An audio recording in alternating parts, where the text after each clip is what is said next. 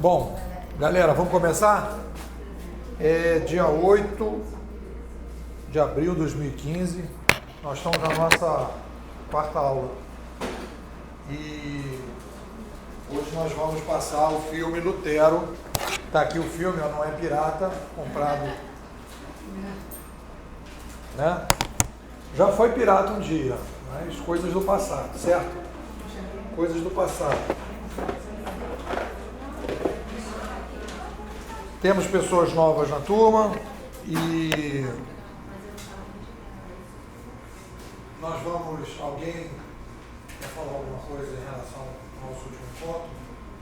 Alguma recepção, alguma observação, alguma sacação?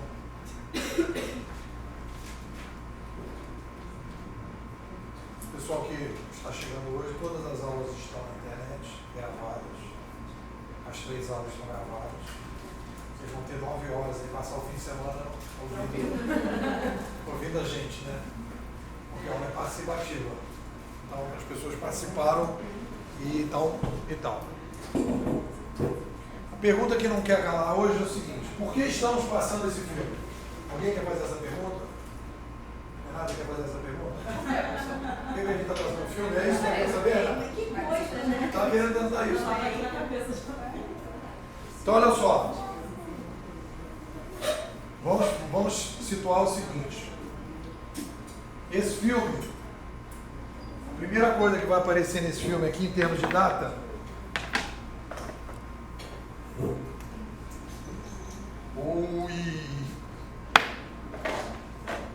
a primeira coisa que vai aparecer nesse filme em termos de data é 1507.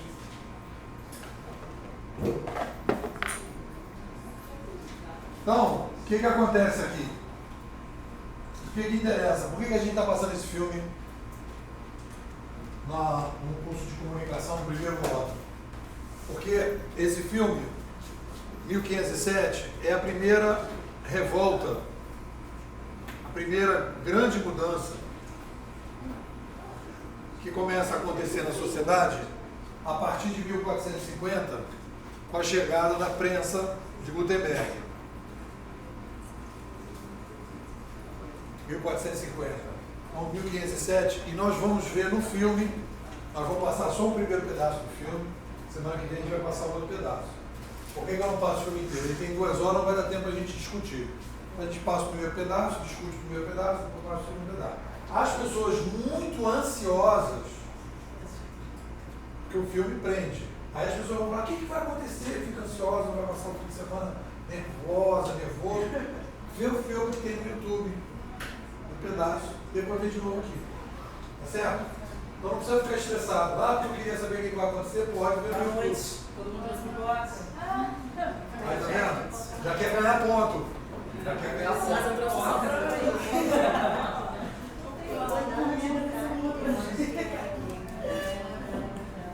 Então olha só. O filme, ele se passa em 1507. E ele é o primeiro filme. É a primeira revolta, é a primeira manifestação já em função da chegada da nova mídia. Por que então a gente está vendo esse filme? Porque o que acontece? Como a gente viu aqui nos primeiros encontros, nós estamos vivendo um ciclo que ele termina em 2004 com a chegada da banda larga. Esse longo ciclo aqui, eu diria que em 1800 nós consolidamos uma etapa. Em 1800 a gente entrou num processo de concentração. Aqui a gente descentralizou. E aqui a gente centralizou. Boa. E aí, bom dia. Então aqui, ó, descentralizou e aqui centralizou. Então, o que nós vamos ver aqui? Nós vamos ver o que eu acho que é fundamental para vocês verem esse filme. Nós vamos ver uma organização que está vivendo nesse período aqui de centralização, que é a Idade Média. Nós estamos vivendo um ciclo aqui grego, que teve um período aqui, isso aqui foi uma outra revolução cognitiva, que chegou aqui e a gente então teve aqui uma centralização. Vocês vão ver as organizações, como as nossas organizações atuais, voltadas para elas mesmas, sem valores definidos, sem narrativa, usando e abusando da sociedade, tudo baseado em marketing vazio, em discurso vazio, sem lógica, sem alternativa de discussão, o pessoal totalmente desempoderado de mídia, a população. E o Lutero, ele entra em 1507, o filme começa em 1507, e ele vai procurar ao longo desse período, a partir de 1507, ele vai começar a procurar e questionar a lógica, e vai começar a dizer que as coisas que ele está vendo não tem lógica. O que é importante é o seguinte, isso aqui já aconteceu outras vezes na história, em outros países, etc. Tudo bem. O que é importante para a gente acontece aqui em 1507 por causa da nova mídia. Acontece a partir de 1507 e tem a expressão que tem por causa da nova mídia. Vocês vão ver isso no filme. Então, mas professor, não acontecem mudanças sociais, pessoas que questionam as organizações, não derrubam ditadores, não fazem isso, não fazem aquilo, fazem tudo isso. Mas o que nos interessa, como estrategistas dedutivos, é observar como é que a gente está vendo o ciclo aqui, esse longo ciclo aqui, como é que tudo começou. Aqui começa a história da internet. Aqui começa a história da sociedade moderna. É aqui que a gente começa o processo republicano e o processo do capitalismo. Aqui. E aqui que a gente, 2004, é aqui que a gente está começando a concluir esse ciclo e começando um outro ciclo. Então a gente vai ver no filme isso. Então o que eu quero que vocês observem? Vocês observem o que significa, como é que as organizações não acreditam que a mudança vai acontecer. Elas não estão preparadas para essa mudança. Elas não percebem o papel da nova mídia. E as coisas começam a se despedaçar. Lutero foi o primeiro cara de uma série de outros. Depois teve aqui o Descartes, depois teve o Bacon, filósofos, depois teve o Spinoza, vários pensadores que vão todos na mesma direção. Fortalecimento da lógica, compreensão a partir do raciocínio, compreensão do que está acontecendo. Esses caras todos o Descartes e principalmente o Bacon, vão criar modelos de pensamento mais lógicos e vão dando à população a capacidade de pensar diferente, de agir diferente, e a gente conseguiu construir a República e o capitalismo a partir desse processo.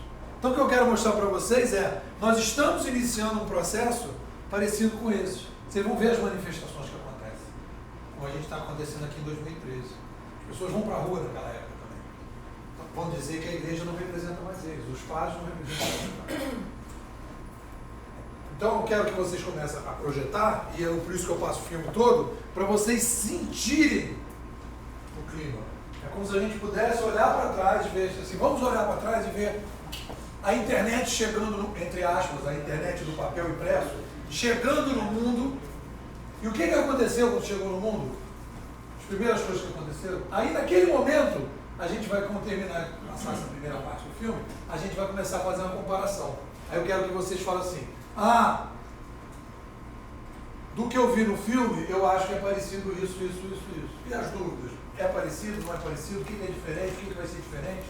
E tal, e a gente então entra numa discussão. Isso é fundamental para o estrategista dedutivo, porque vocês agora vão sair um pouco da visão racional do que eu estou falando. O Nepô está falando estratégia dedutiva, o Nepô está falando que vai mudar muita coisa, isso aqui. O que eu quero que vocês sintam? Vocês sintam, vivenciem isso, para sair do campo da cognição e passar para a parte mais emoção. Na parte 2 do filme, tem a parte de comédia romântica também, para as meninas, né? Tem namoro, tem casamento, tem tudo. Então o filme é completo, tem tudo que vocês possam imaginar. Na parte, não hoje, mas na segunda-feira vocês vão ver. Ele vai casar e tal, vai ter tudo uma história. Já estou contando um pedaço do filme, mas não devia. Exatamente, não devia, mas o filme é didático, não é pra gente suspirar, tá certo? Então nós vamos passar o filme Vamos terminar ele 1 hora, depois a gente vai dar um intervalozinho, depois a gente entra no debate e faz a parte. Tá bom assim? Alguma dúvida sobre a...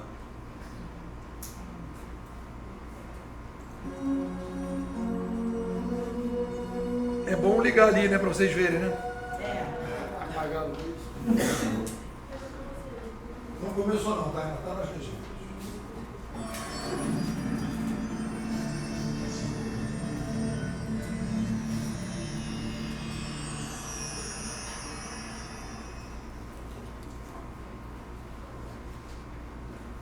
Eu posso ir contando para vocês, vendo daqui contando. Eu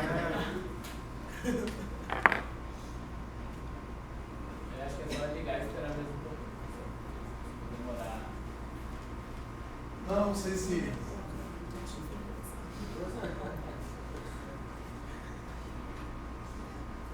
Será que alguém... Deixa eu chegar ali perto. De repente aqui no dedo é melhor do que na... Eu acho que no vídeo só vai ser.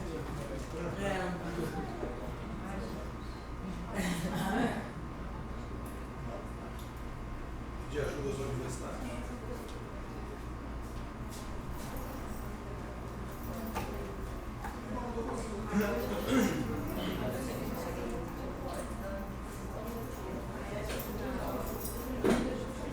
Eu recebi o convite do grupo. Eu recebi um e-mail. Eu vi.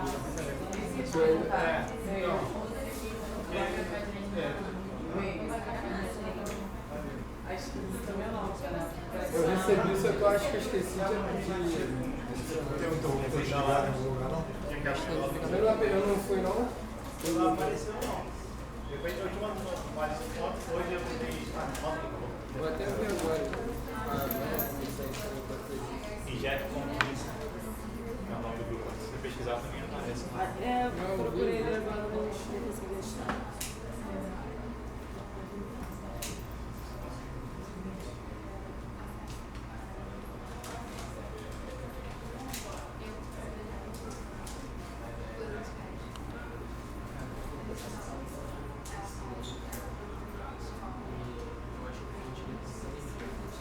Não, pode só.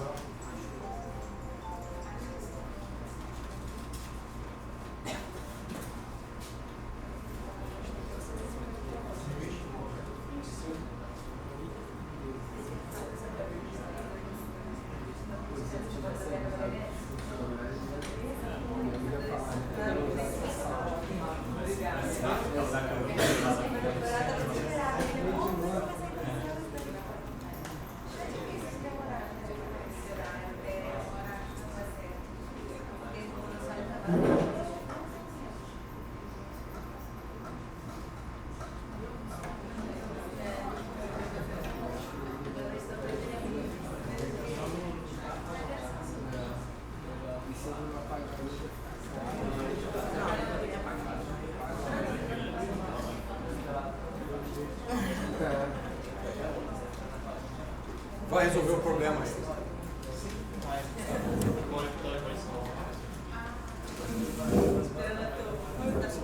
E aí, tudo bem? Oi.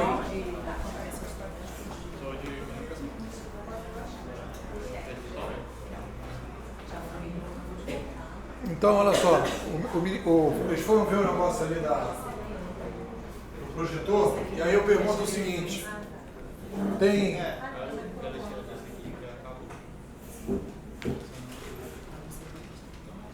2 alunos novos, né? Tem a Camila, que eu lembro do nome, e tem Joana. 3.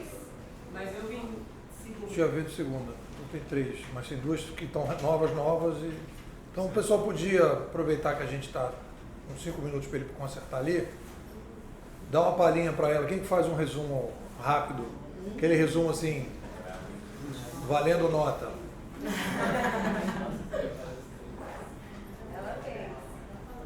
Hein? Ah, ela fez, né? Ela já fez? Agora faz geral aí.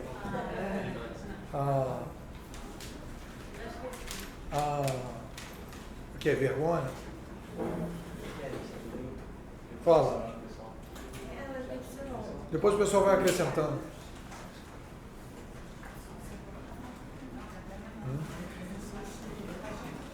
Quem quer falar? Ô, Hanna, fala. Vai. Na primeira aula a gente falou sobre tipos de estratégias, perfil de ser um estrategista, a gente deu algumas palavras-chave para construir o nosso pensamento, a gente falou sobre estratégia indutiva e estratégia dedutiva. Na segunda E o que seria estratégia dedutiva? Quem que... Alguém quer Fala, falar? Hanna. Tudo eu? A dedutiva é aquela que consegue já um padrão, você analisa tudo. Entrou? É uma estratégia de futuro.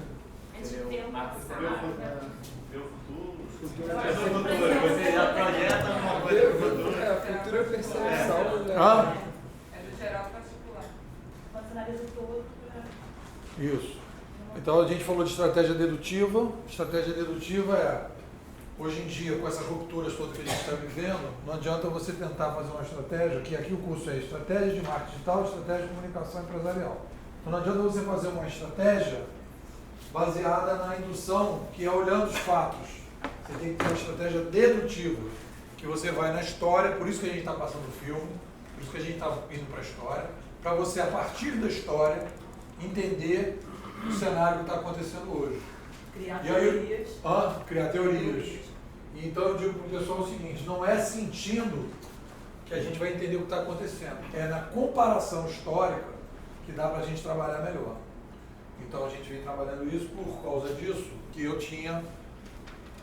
tenho trabalhado com o pessoal desenvolvendo uma teoria e a gente então está passando o filme para passar esse movimento.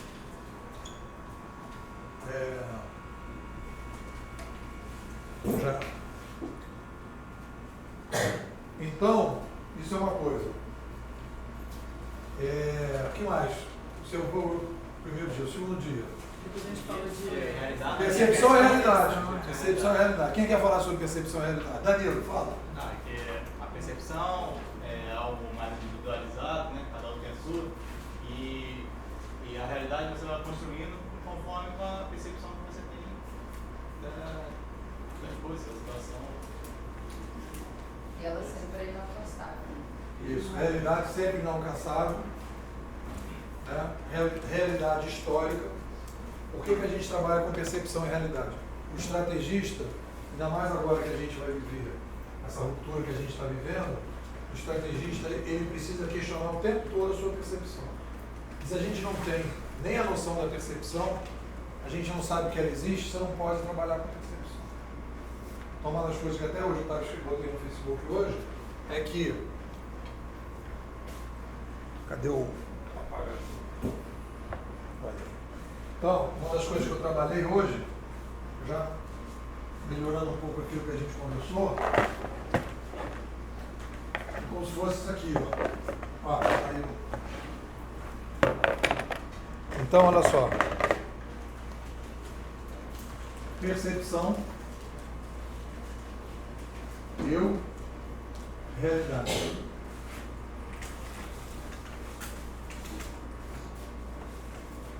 O que acontece? Diagnóstico dos meus alunos. Eu, realidade. Isso é o que acontece hoje. Sociedade hoje. A realidade, a percepção praticamente não existe. A realidade está colada com o outro. Então eu acho que eu olho para a realidade. Eu acho que eu vejo o que existe. Aí começa o dono da verdade. Porque se eu estou dentro da realidade, né? Então eu vejo a realidade. E qualquer pessoa que não vê a realidade que nem eu é maluco, porque eu não sou maluco. Então eu chego para dizer, olha, eu vejo a realidade, então acabou. Então, o que eu acho que a gente tem que desenvolver? A gente tem que desenvolver a sacação que nós temos uma percepção da realidade. E no momento que você percebe que você tem uma percepção, valeu, obrigado. Quando você percebe que você tem uma percepção da realidade, e você vai construindo essa percepção, você começa a poder decidir qual é a percepção mais adequada para você. Qual é a caixinha? Qual é a caixinha? A brincadeira da caixinha. Né? Como é que você sai da caixa? Primeiro, você nunca sai da caixa, você entra em outra caixa. E quando você começa a lidar com a sua percepção, você já chega ao ponto de escolher a caixa que você vai entrar. Eu vou ler esse livro porque eu acho que faz mais sentido do que esse. Eu vou escolher esse tipo de filósofo porque faz mais sentido do que esse. Então eu passo a administrar a minha percepção. Então aí foi o que a gente fez na discussão sobre percepção e realidade. Aí na aula passada a gente falou do quê? Nós discutimos evolução cognitiva, governança. Não foi isso? Quem que faz o resumo?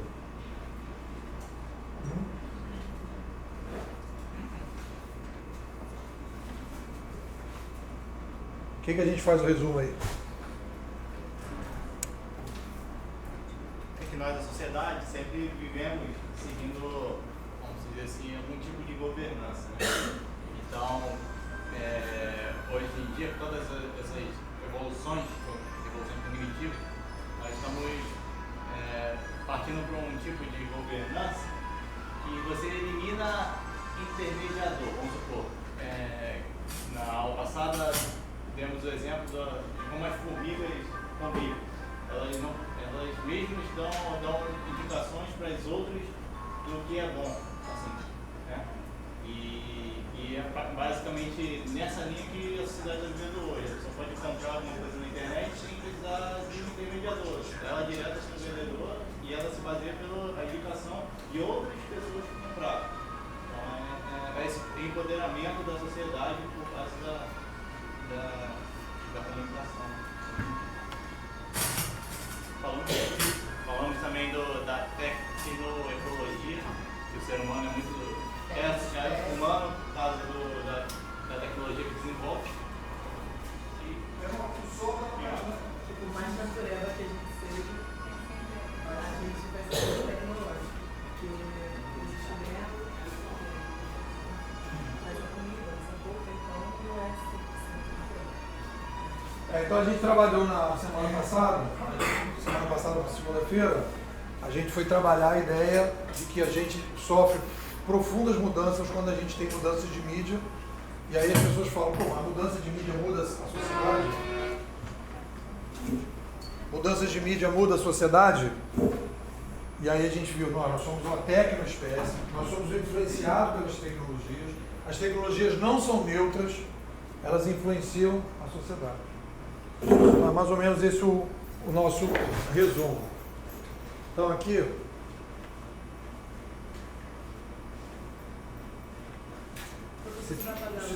não, peraí, primeiro primeiro eu quero que todo mundo ajoelhe e comece a rezar para ver se isso aqui funciona direito, porque está faltando fé. Porque o negócio é um problema atrás do outro aqui, agora já não está entrando. Aperta o play ali, Rosinho. Acho que eu já vi isso. Aí. A galera se rebela contra ele, agora.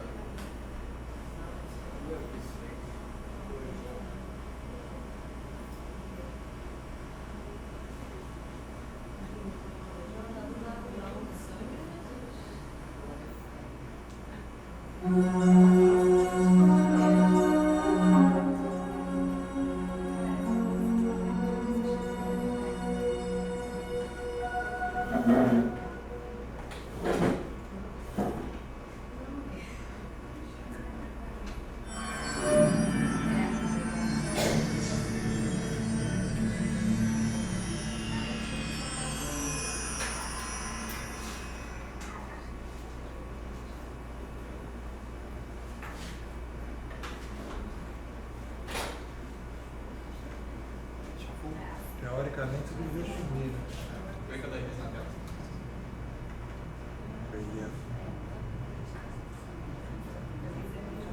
Bom, agora vou apagar a luz para ver se está sumindo.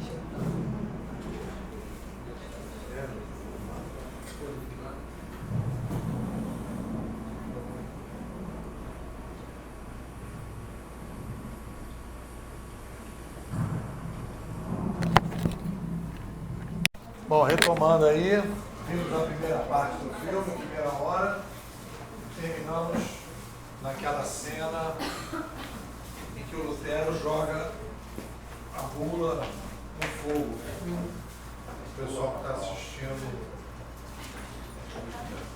online, né? Então, vocês que são estrategistas dedutivos sênior já, a primeira pergunta que eu faço é o seguinte: qual é a similaridade que existe entre o que a gente viu até agora e o nosso momento com a chegada da internet? Quem que pode me ajudar? Que é escrita naquela época do poder da sociedade, para entender pensamentos, novas percepções. Hoje a internet auxilia a gente a ter uma nova percepção do que está acontecendo. Ser entendido, né? Porque antes os padres, né, todo mundo ali no meio da igreja escrevia em latim, se comunicava em latim. E né, ele resolveu escrever em alemão, que era justamente para ser entendido por mais gente. A comunicação deixou de pertencer só ao grupo, né? Passou também a ter um outro foco, né? O que mais? Quando E ficava... a dificuldade dele, né? Pela questão de remar contra a maré. Dele fugir de todo do padrão, que era o padrão da igreja, e tipo, mostrar uma outra realidade. E aí ficava preso ali, né? A informação ficava presa em uma só pessoa. Então as pessoas não tinham aquele conhecimento, a questão da Bíblia, das indulgências e tudo. As pessoas acreditavam naquilo que como é que eu chamo? A figura que obtém informação repassava. Quando caiu, todo mundo pôde descobrir realmente o que aquilo ali. Quando foi para outras mãos, a parte da formiguinha, todo mundo vai junto. Né? Todo mundo acredita naquilo que foi repassado. E hoje não é mais assim. É questão também de aprender a lidar com a nova situação. Até na parte que a gente estava vendo agora, a própria igreja não sabia muito bem como ia combater no primeiro momento.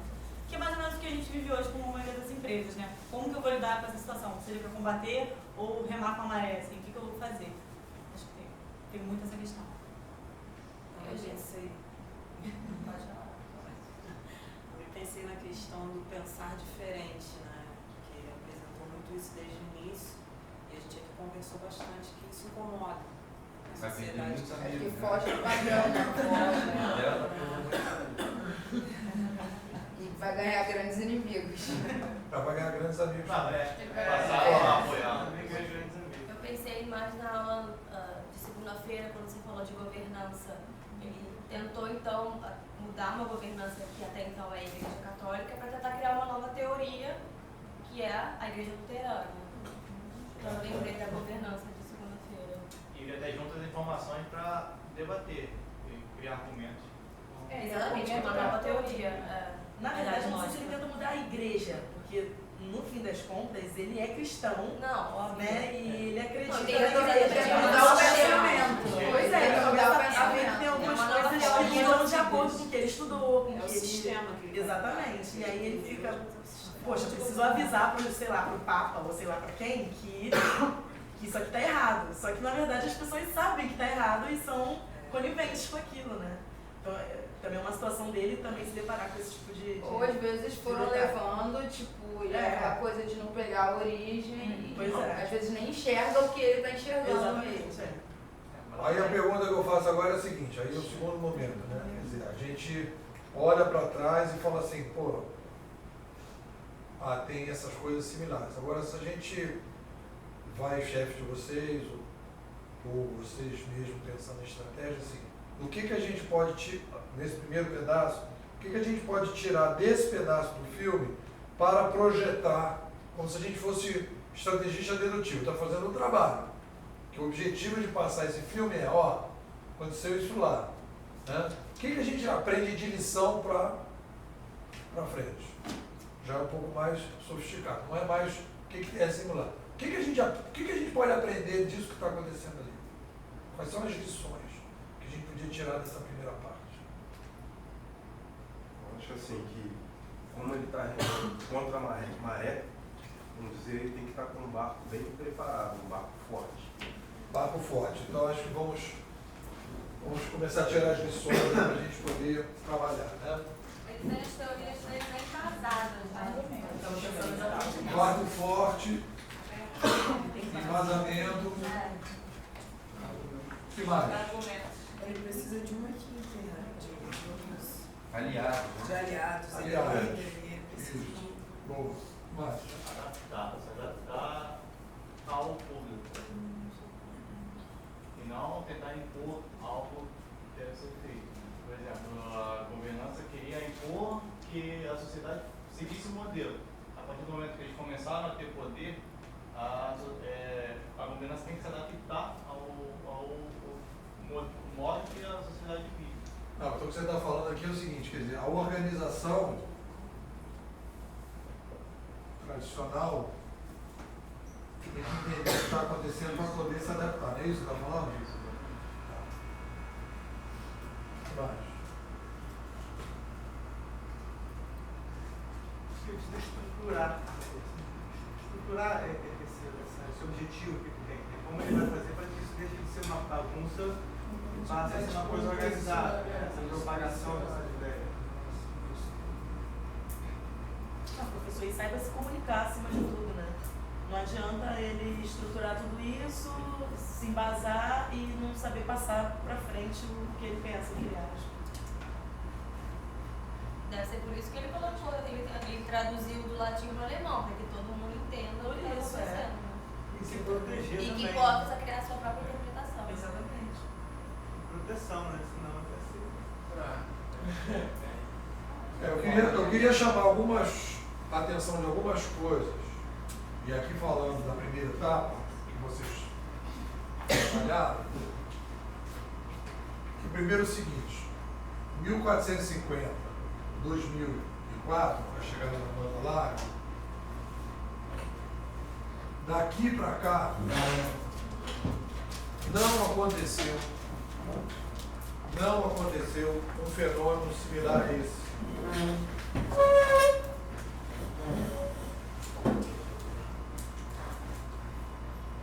Aqui você tinha uma estrutura fechada,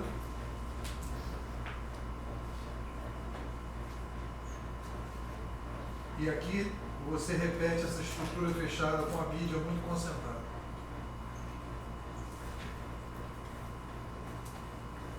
É o fim da Idade Média e o fim da Idade Mídia. Isso. Tem um pessoal que trabalha com essa ideia da Idade Mídia. Tem um cara lá em São Paulo, o Lula, fala disso. Estrutura fechada, estrutura fechada. Então, o que é interessante é o seguinte, são dois fenômenos parecidos. E eu vou repetir uma palavra que é importante. Similares. Uma coisa é você dizer que é similar, a outra coisa é dizer que é igual. Tem diferença. Ele é similar por quê? Porque você tem uma estrutura de sociedade que está vivendo o final de um ciclo, presta atenção, galera, final de um ciclo longo. Se você for pegar aqui, depois o que aconteceu antes de 1450, você vai dizer que uma coisa parecida aconteceu na Grécia. Tem um pessoal na escola canadense que vai estudar a chegada do alfabeto grego na Grécia, que permite que o pessoal possa começar a viajar na maionese na Grécia, criar a república, criar as filosofias, etc. Tem todo esse estudo. Né? Então aqui é uma disseminação da informação. Mas, trabalhando só nesse período de tempo aqui, não trabalhando com isso aqui, o que a gente vai perceber? Que 1449 até 1449 é o fim de uma era e o início de uma nova era. 2004 é o fim de uma era e o início de uma nova era. Nós estamos no início da nova era. E o que é importante para o estrategista dedutivo? Perceber o que acontece no final de uma era cognitiva, em que você tem uma hiperconcentração da informação. É isso que é importante para a gente se localizar no tempo, na história. Nós estamos vivendo consequências de estarmos vivendo o final de uma era cognitiva, hiperconcentrada. Então eu vou destacar algumas coisas do filme, porque eu já vi esse filme algumas vezes. Tá? Algumas vezes. Então eu vou destacar algumas coisas do filme para a gente ir trabalhando, que são características do fim de uma era. Tá? Eu vou listar essas coisas que eu acho que são características do fim de uma era.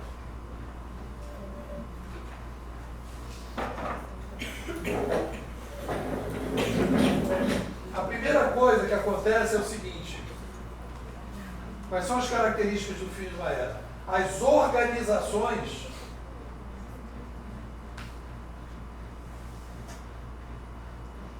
elas estão num estágio profundo de, vou chamar de narcisismo.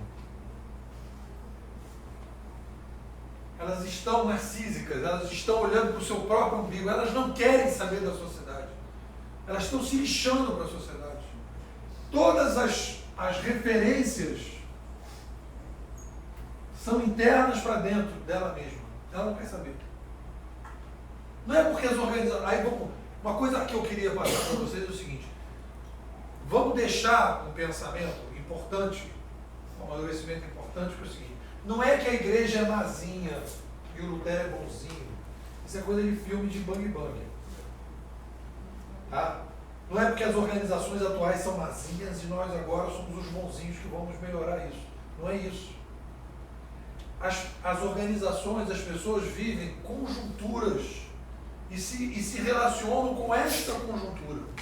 Então, numa conjuntura cognitiva em que você tem uma hiperconcentração, o resultado vão ser organizações narcisistas voltadas para elas mesmas, só pensando em grana. Organizações de baixo valor para a sociedade. Organizações que usam a sociedade ao invés de servir a sociedade.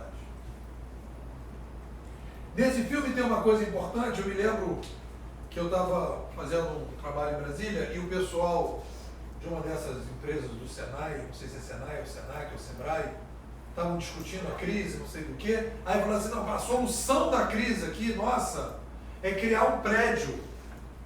Vamos fazer um prédio grande, um prédio bacana, não sei o quê. Que é o que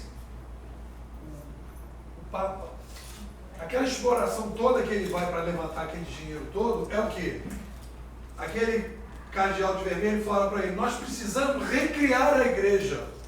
Nós precisamos reconstruir a cristandade.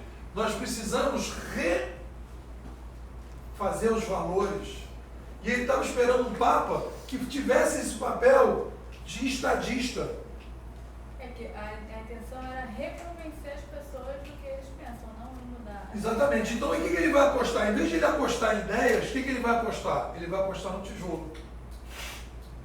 Vamos construir uma catedral enorme.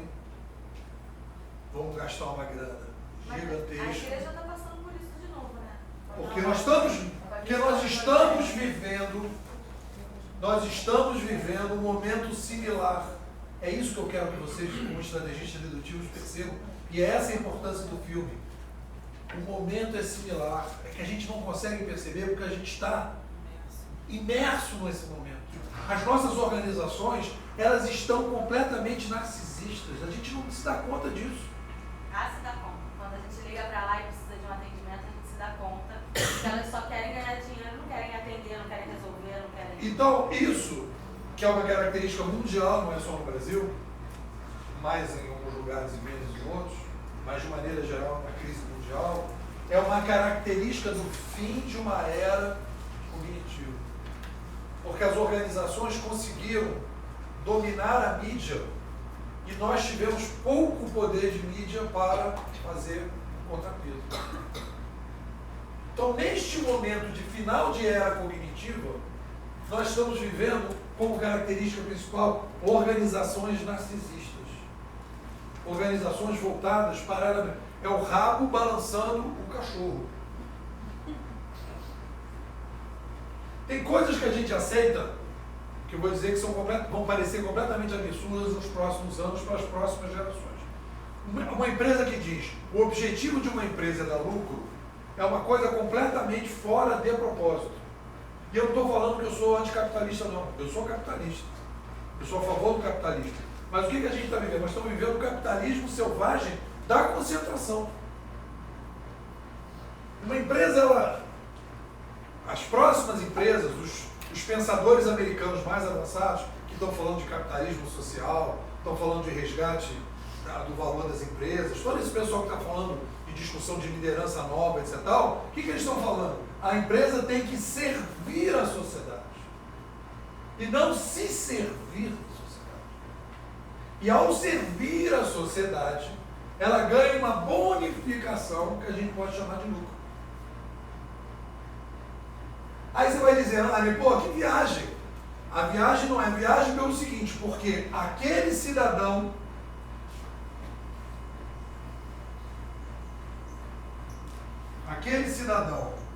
pré-revolução cognitiva do papel impresso é um cidadão totalmente bobo, débil mental, que vai aceitar aquelas coisas todas. Depois que o cara começa a ler a partir daqui, que ele começa a ler a parada, ele começa a dizer, opa, não é por aí que a banda toca, aí já começa a não querer contribuir com aquela grana. Ele começa a fazer uma revisão na cabecinha dele. Então, o que acontece? Aquela organização pré-revolução cognitiva, ela está habituada a tocar um tambor e todo mundo corre atrás do tambor que ela está tocando. A partir daqui, não dá mais para tocar o mesmo tambor. Porque existe uma tensão, a sociedade vive uma tensão. Os marxistas dizem que a história vem da luta de classes. Eu não concordo com isso. A história vem entre uma tensão entre a sociedade e as organizações da sociedade. Uma tensão.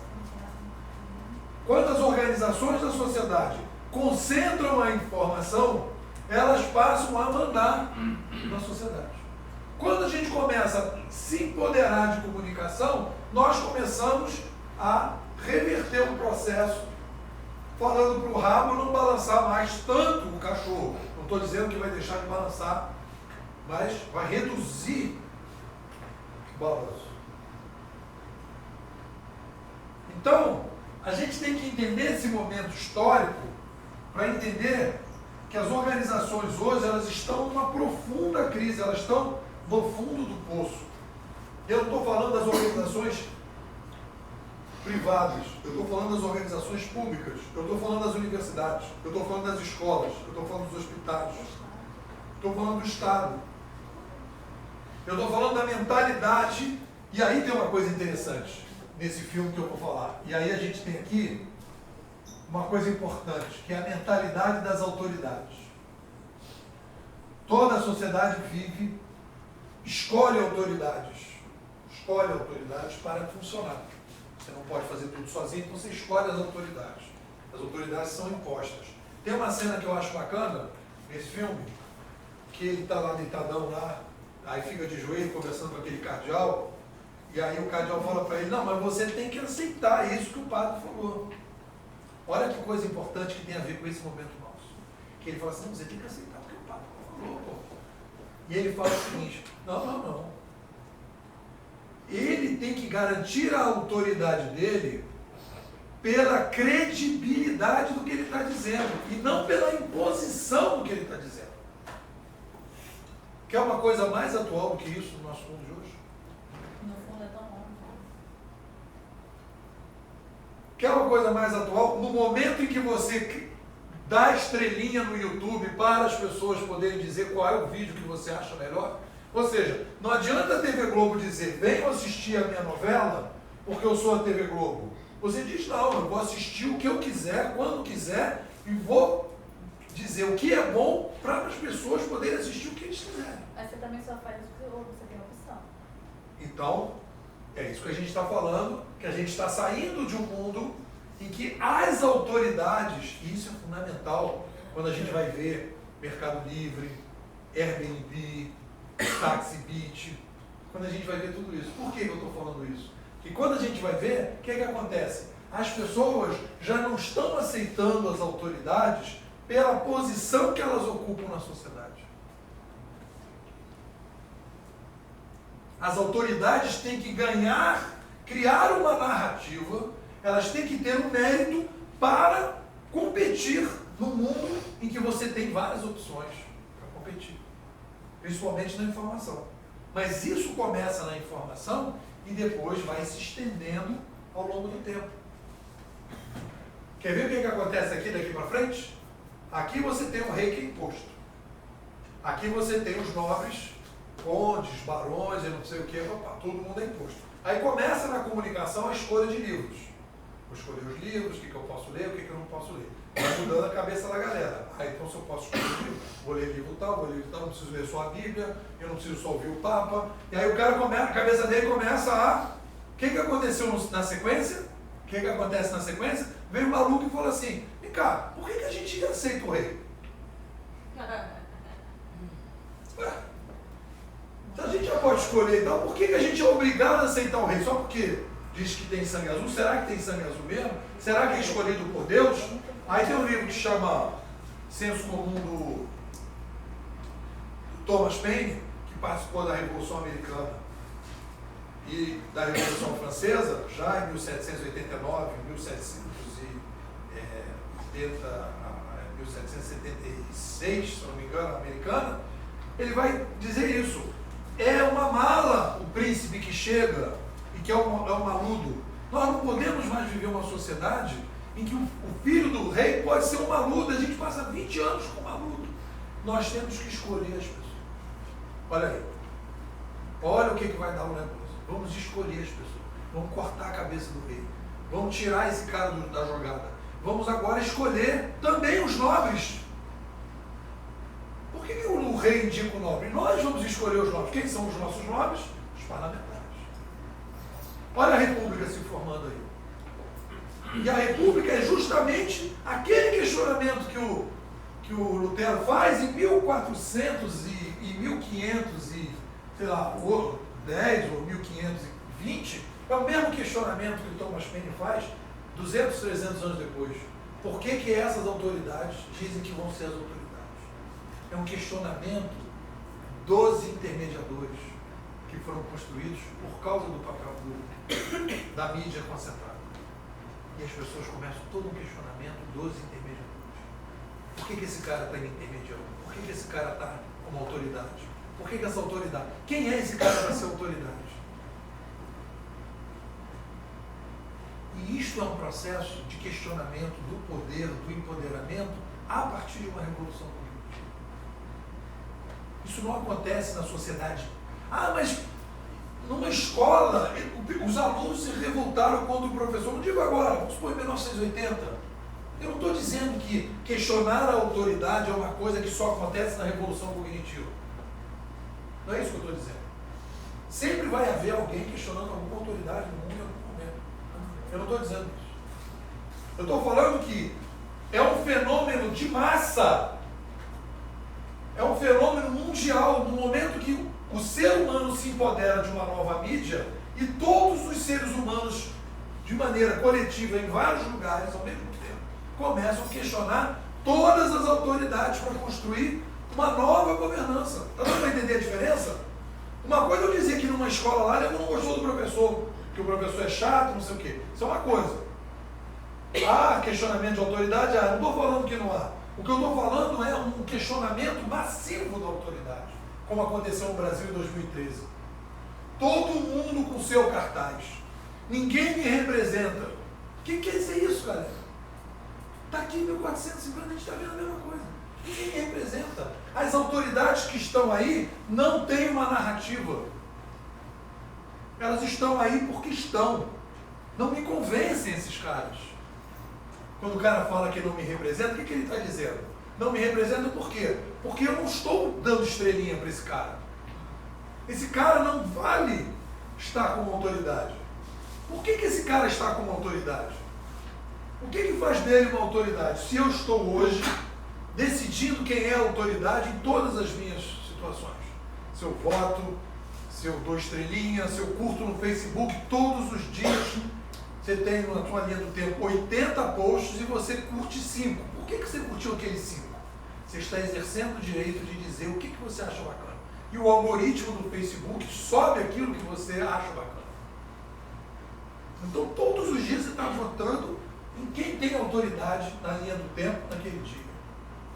Olha como é que a gente está funcionando. Nós não vamos entender como é que a gente está construindo um novo modelo de autoridade? E o que isso vai dar? Vai dar o seguinte: nós estamos questionando todas as autoridades de plantão. Nós estamos num processo forte de questionamento de todas as autoridades de plantão. E a gente vai compreender isso com mais facilidade quando a gente olha 1450, nesse filmezinho aqui. O que o Lutero está dizendo para o cara? Cara, esse Papa não me representa. Isso que vocês estão dizendo não me representa. Eu não consigo ter uma lógica que explique para mim por que eu vou aceitar isso que vocês estão falando. Se eu estou lendo na Bíblia um troço, vocês estão dizendo outro. Não está batendo. Não faz sentido para mim. Faz sentido para vocês o que eu estou falando? Está vendo a diferença de estofo que vocês ganham quando vocês olham para trás? Vocês começam a ver um mundo completamente diferente. As brigas que estão acontecendo hoje são completamente diferentes. Que não dá para a gente entender o mundo de hoje se a gente não olhar outra revolução cognitiva. A gente vai ficar aí viajando na maionese, achando uma opção de coisa, não vai conseguir entender. Porque já aconteceu parecido. É uma burrice não olhar para trás. É uma coisa assim, de uma ignorância fundamental. Não olhar para trás para a gente ver o que é parecido. Então o que acontece? As organizações, elas estão na sociedade com autoridade, não pelo mérito delas, pelo serviço que elas estão prestando. Elas são autoridades porque elas chegaram naquele lugar, subiram na laje, bicaram a escada e ninguém sobe mais naquela escada. Não é porque elas são meritocráticas. Elas estão lá porque chutaram a escada. E o que a galera está começando a fazer é botar a escada para criar outras organizações. Então o problema das organizações que vocês trabalham, que vocês vão trabalhar ou que vocês vão criar, qual é o problema dessas organizações? Essas organizações, elas não podem deixar de serem meritocráticas. Elas vão ter que entrar dentro da brincadeira da meritocracia atual. Elas vão ter que ser escolhidas, como a Apple faz, como o Google faz. Elas têm que ser eleitas, elas têm que ser admiradas, elas têm que ser escolhidas pelas pessoas. Elas não podem ser impostas, porque a imposição não vai durar muito tempo. O cara consegue pegar o Lutero, quer empurrar para o cara, quer jogar na fogueira, quer impedir, quer queimar o livro dos caras, mas pô, as pessoas estão ali. Não adianta. As pessoas não estão mais, é que nem a Dilma falou, uma frase brilhante, né? Quando o creme dental sai do dentrifício, não volta do dentrifício. Frase da Dilma, presidente. Então, o que eu digo para você é o seguinte: se você se empoderou com as mídias, não volta para trás.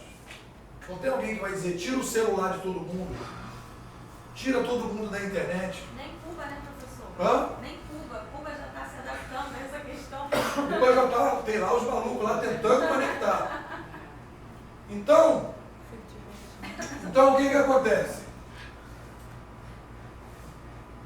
A gente vai ver que essas organizações que estão aqui, tem uma cena do filme que eu acho muito importante também, e aí tem a ver um pouco com o que vocês falaram, que o cara diz assim, o Lutero, ele está sendo desonesto, ele está escrevendo em alemão e tal. Mas não passa na cabeça deles em nenhum momento a chegada do papel impresso da prensa.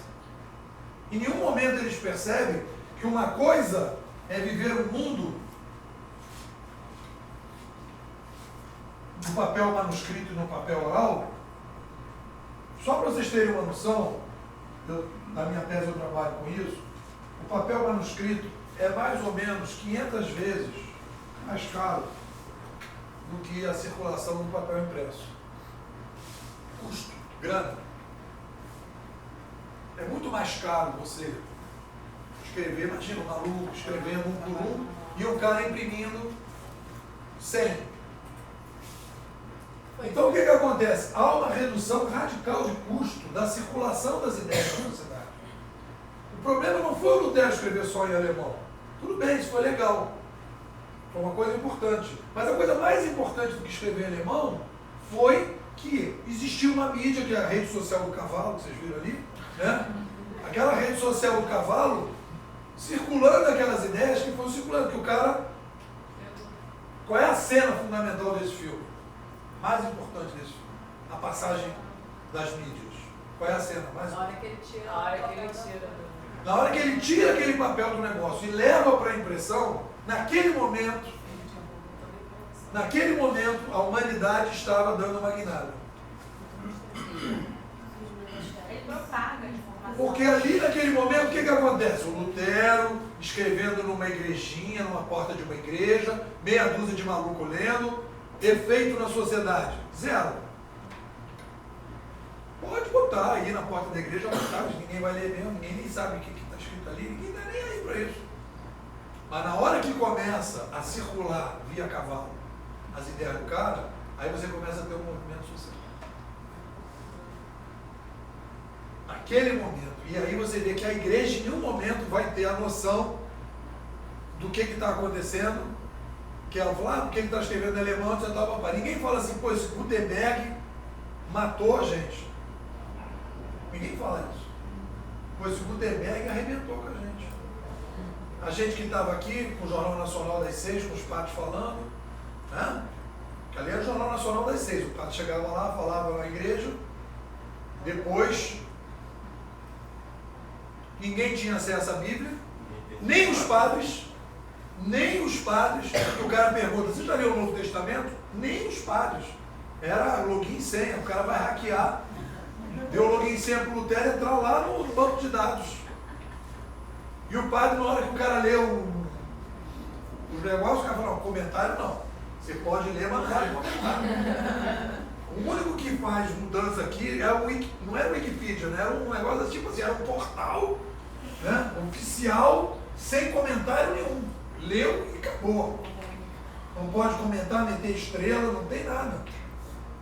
E o Lutero falou, não, peraí, vamos criar o Wikipedia dessa brincadeira aí. Todo mundo lê, todo mundo... Olha o Wikipedia ali. Não é o Wikipedia que o cara quer, né? Interpretar? Pô, se todo mundo puder ler, se todo mundo puder interpretar. E aí acontece uma coisa que é fundamental nesse processo. Por que a igreja protestante arrebenta e mata? E a gente vê hoje a influência da igreja protestante, todos, o evangélico é uma subdivisão, os protestantes, o número de seguidores hoje é muito maior. Por quê? Porque o conceito da igreja do Lutero é um conceito diferente. Aqui você tem o Papa, e aqui você tem o padre, e o padre não pode casar. Fechado ali na parada. Então ele é um... E aqui o que o cara vai fazer? O cara vai fazer o seguinte. A ideia já vem diferente. Aqui é uma rede fechada. Vai fazer filho, vai transformar tudo. Não, aqui é a rede aberta. A rede aberta é o seguinte. Interpretações em aberto da Bíblia. Então o cara começa a dividir. A igreja vai se dividindo aqui. Você vê que tem igreja de tudo que é tipo aí. É por causa disso que tem todo tipo de igreja. Porque é o seguinte, meu irmão, lê aí, se interpretar, cria uma igreja, faz um pastor, abre uma igreja onde você quiser, não precisa pedir autorização para ninguém. Não precisa pagar imposto. Precisa pagar imposto, vai. Não. Depois até começou a pagar. Concentrou de novo. Né? Mas o que acontece? Você faz uma rede de igrejas descentralizada, que é muito mais dinâmico que a rede daqui. Isso na economia vai acontecer também. O que acontece? Aqui está o feudalismo, o que vai acontecer na economia? Rede descentralizada de empreendedores. O capitalismo é o quê? Livre iniciativa. Criem pequenas empresas para vocês poderem produzir. O mesmo espírito do negócio. A mesma situação. O que vai acontecer na política?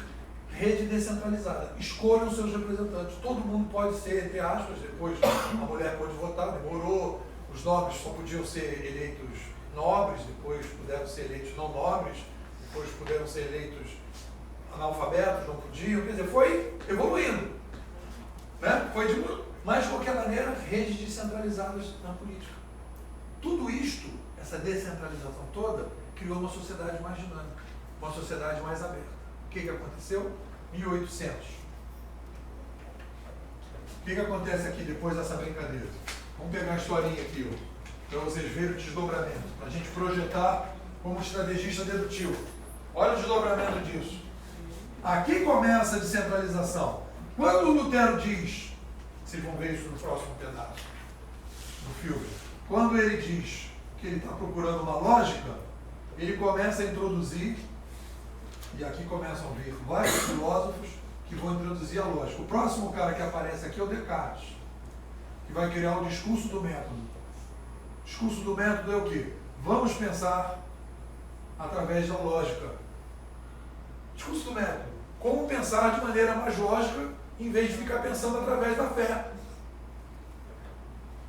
E aí o que acontece? Você começa todo um processo aqui de empoderamento das pessoas, fortalecimento da lógica, quebra das imagens, das narrativas, das autoridades sem moral, autoridade sem valor, processo da Renascença, Iluminismo, 1800, eclode as últimas revoluções liberais, que é a Revolução Francesa, a Revolução Americana, a Revolução Inglesa antes, questionamento do rei, e aqui em 1800 você consolida o capitalismo e a república. Que aqui você já vai ver em 1450, 1500 no Lutero, você já vai ver esse questionamento todo. Redes descentralizadas contra a centralização. É o que a gente está vivendo hoje. Redes descentralizadas contra a centralização. Então, como estrategista dedutivo, o que a gente pode imaginar? Se a gente chegar aqui em 1800 e botar aqui uma interrogação, e se a gente botar aqui 2004, a gente vai ver que nós vamos passar por todo um processo de questionamento da falta de narrativa que a gente tem hoje, da falta de lógica, uma escola repetitiva, uma escola pouco criativa, empresas voltadas pelas mesmas, empresas, autoridade sem moral, autoridade sem valor. Tudo isso está começando a ser questionado. Isso aqui é uma história baseada em fatos reais. Eu não inventei essa história. Eu também não inventei essa manifestação de 2013. Não fui eu que levei, cada um levou o seu próprio cartaz nessa manifestação. Olha só que interessante.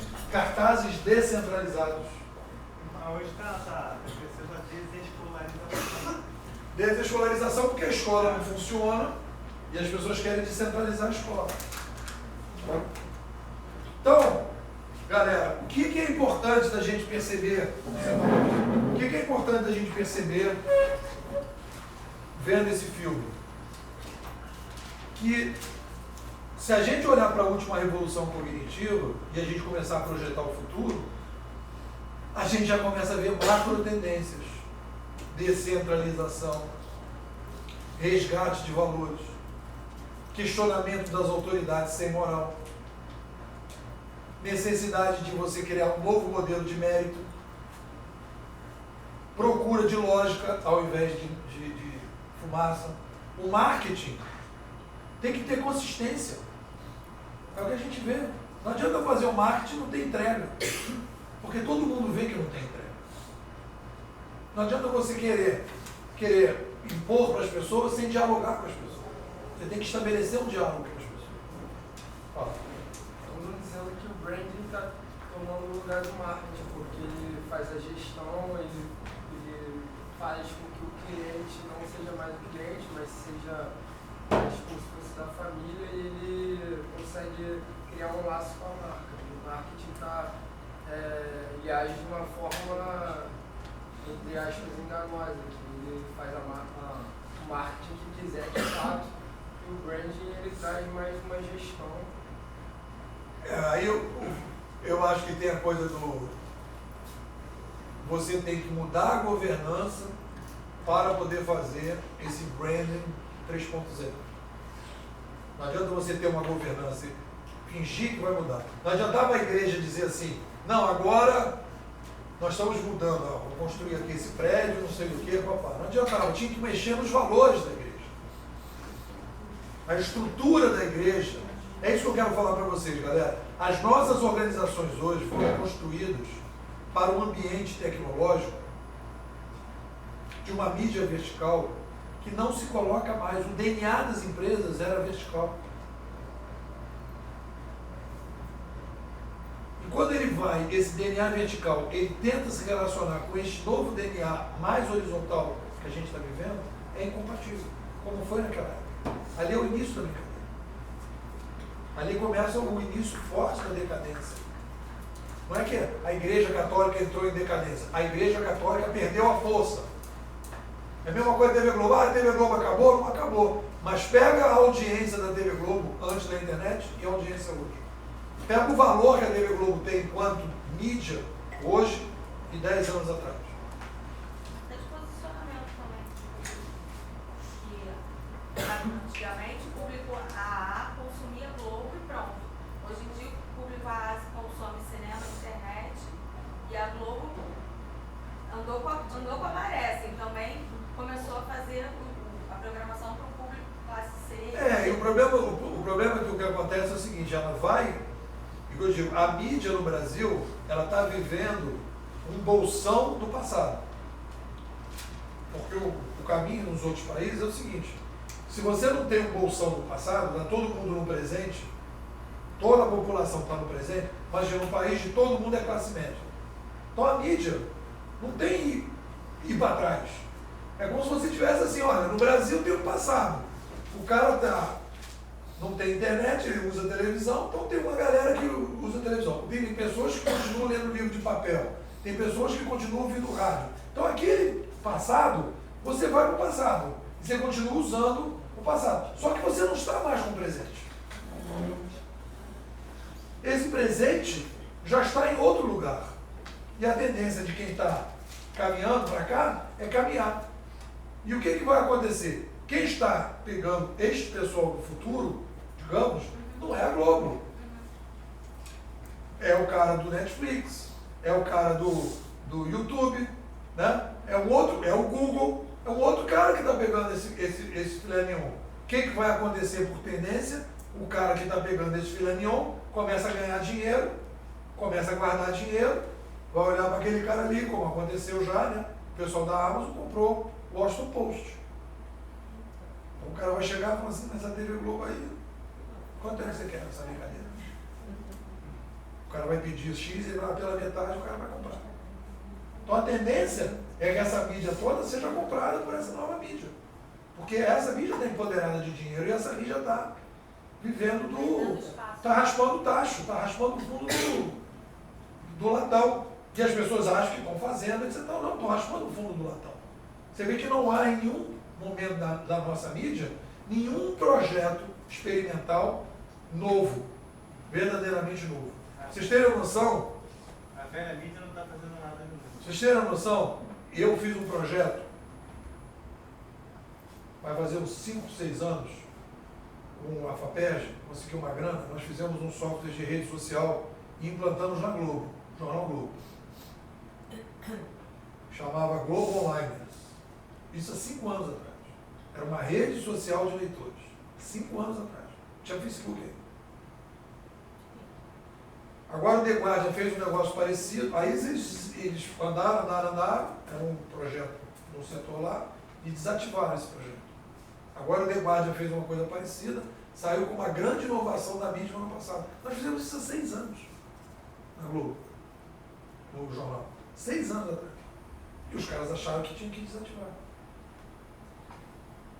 Mas então você só consolida uma nova tecnologia quando você tem uma nova governança? Você só consolida uma nova governança quando você toma consciência, as organizações tradicionais tomam consciência, estrategicamente, de que aquilo ali vai mudar inapelavelmente. Para onde está mudando? Você vê? Não é que a mídia tinha que mudar radicalmente, mas tinha que ter projetos pilotos para experimentar um novo modelo. Ou não de imediato, né? Mas Projetos assim, olha, vamos fazer aqui um YouTube paralelo, vamos fazer isso que a gente fez no Globo, criar uma rede social de leitores, vamos inventar um troço diferente para ver como é que vai funcionar a nova governança. Zero. Professor, você não acha que as velhas mídias também não estão utilizando os novos meios de comunicação de forma que eles vão dominar como eles dominaram a televisão, o rádio? A nova mídia? Sim. Vão dominar. E aí não vai descentralizar. Não. Olha só. Essa pergunta é boa. Olha só. Hoje teve essa discussão também lá na prefeitura. Quando a gente fala... Olha só, vamos pegar aqui a história do Lutero. O cara vai dizer assim, mas pô, peraí, o Lutero não criou outra igreja? Não deu essa confusão toda que está aí? Olha aí, então, continuou problemático. Só que não era a mesma igreja. Foi uma sofisticação do modelo. Uma coisa importante de se perceber é a seguinte, nós não estamos indo para o mundo cor-de-rosa. Nós não estamos indo para o paraíso. Nós não estamos indo para a sociedade perfeita. Nós estamos construindo uma sociedade mais sofisticada que a atual, mais descentralizada que a atual, mais compatível com o mundo de 7 bilhões de habitantes, que vai conseguir resolver um conjunto de problemas e crises que nós não conseguimos resolver atualmente. O que não quer dizer que vai ser compatível com a de 10 bilhões. E olha só o que acontece a doideira. Quando a gente consegue construir uma sociedade mais sofisticada, como a gente fez aqui a partir de 1800, eu mostrei o gráfico para vocês, o que aconteceu a partir de 1800? Tira o rei, capitalismo, república, a galera começa a fazer sexo que nem os malucos, e os filhos vão nascendo, e o crescimento vai crescendo, e a coisa vai acontecendo, e ninguém vai morrendo, e nós saímos de 1 para 7 bilhões de pessoas a partir de 1800. Está no gráfico. E nós no Brasil, a partir de 1800 e 1900, nós saímos de 30 milhões para 200, a partir da República estabelecida no Brasil. Nova governança. Ou seja, revoluções cognitivas criam nova governança criam picos demográficos criam crises na governança, que por sua vez nos levam a novas revoluções cognitivas e às novas governanças. É um ciclo. Nós não estamos indo para o paraíso, nós estamos indo para uma sociedade mais adaptável a 7 milhões de pessoas, como nós fomos para uma sociedade em 1450 para 1800, mais compatível com 1 bilhão de pessoas. Só que ficou obsoleto. Eu já joguei a minha toalha para esse blá blá blá que vamos para um mundo sem injustiças, um mundo sem violência, um mundo sem guerra, um mundo das igualdades. Isso não existe. Nós vamos para tentar construir uma taxa melhor de qualidade de vida, no que for possível, implantando tecnologias mais sofisticadas, que vão criar novos problemas e bola para frente. É isso que a história mostra.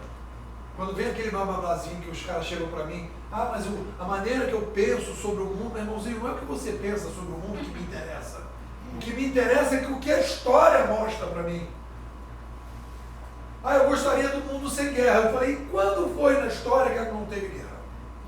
Eu gostaria do mundo sem violência. Quando teve na história o mundo sem violência?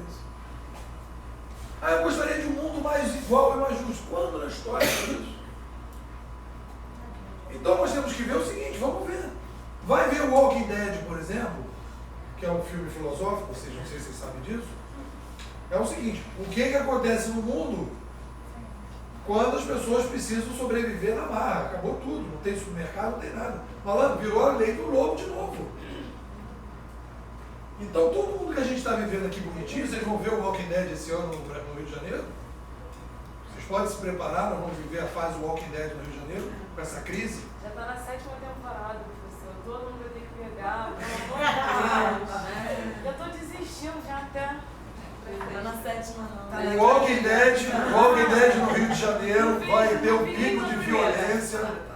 Nós vamos ter um pico de violência no Rio de Janeiro muito forte em função da crise internacional que se avizinha, da crise nacional que se avizinha e da crise regional que se avizinha.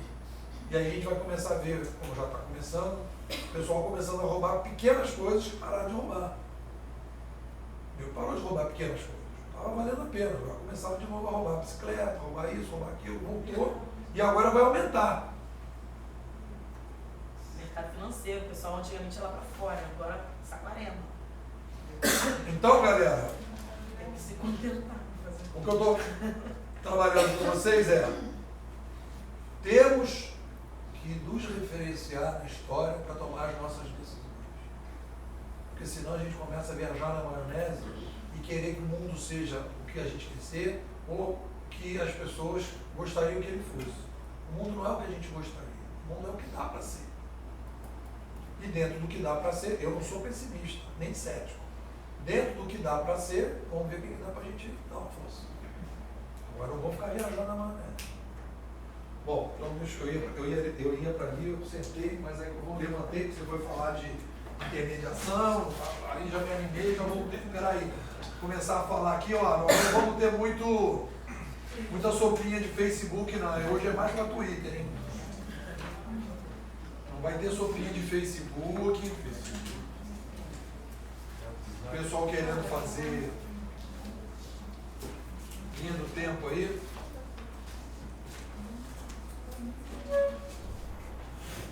Vou pegar a pauta aqui, começar aqui com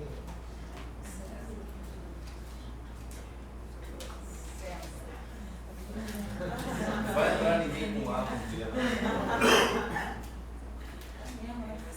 Ah, não, agora fica a fila, né? Quem é Camila? Não, hoje eu vou fazer diferente. Não vai ser essa coisa que vocês estão pensando.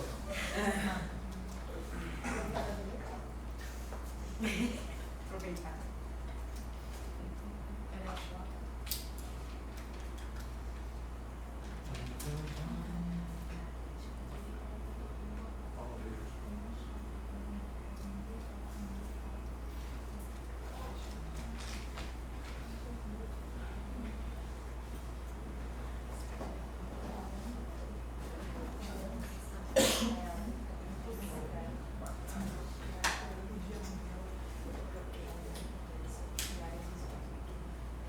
Renata, começa você. Infelizmente. Tem uma Renata na sua família? Tenho várias. Ah, vou explicar. O que ficou pra mim dessa aula? Qual foi a coisa mais relevante para você? Ah, que o Lutero era gente boa, né? Com certeza.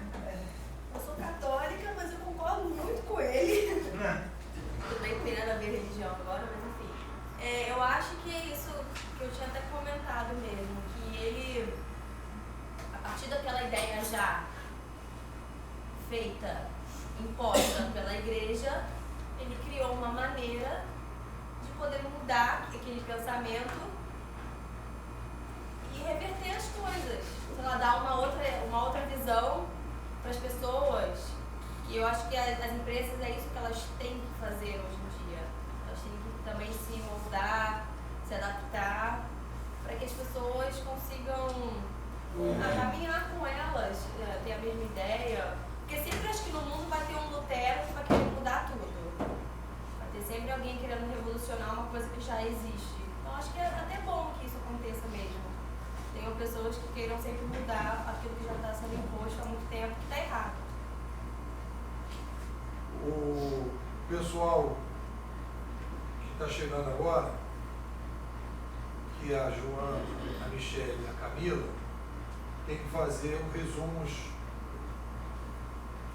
dessas aulas. Vocês podiam combinar vocês três, cada um fazia um resumo das aulas passadas, tá? Ouvir o áudio todo e fazer um resumo. Aí vocês podiam decidir o que cada um faz no primeiro dia, faz assim, por ordem. A Joana faz no primeiro dia, a Michelle do segundo e a Camila do terceiro. E aí vocês cumprem essa possibilidade de de surpresas as coisas. Então vamos começar por aqui. Camilo, o que ficou para você? O que ficou para você de mais importante? Um resumo aí do Twitter. O mais importante assim, é o empoderamento das informações de forma descentralizada. Que isso realmente foi o que me chamou mais atenção e como isso fez a diferença naquela sociedade e está fazendo diferença agora. Maravilha. Michele. O que mais me chama a atenção é o questionamento dele, que foi daí que começou tudo. E como hoje o usuário, os consumidores e tal estão questionando. Eu vou trazer um exemplo da Vivo. A gente sempre pensa que a Vivo é referência, é a melhor que entrega o serviço. Se você entrar na página do Facebook dela, a maioria dos comentários são críticas. Ou seja, hoje as pessoas, por ter conhecimento, por ter essa liberdade de expressão e de poder estar direto com a empresa, pode se falar. De repente ela chegou ali até o momento, como você falou, que alguém chutou a escada e não deu a chance de a gente questionar. Não, eu estou na Vivo porque eu ligo para lá e não consigo cancelar, enfim, e ali eu estou questionando, o sistema não é bom e tal.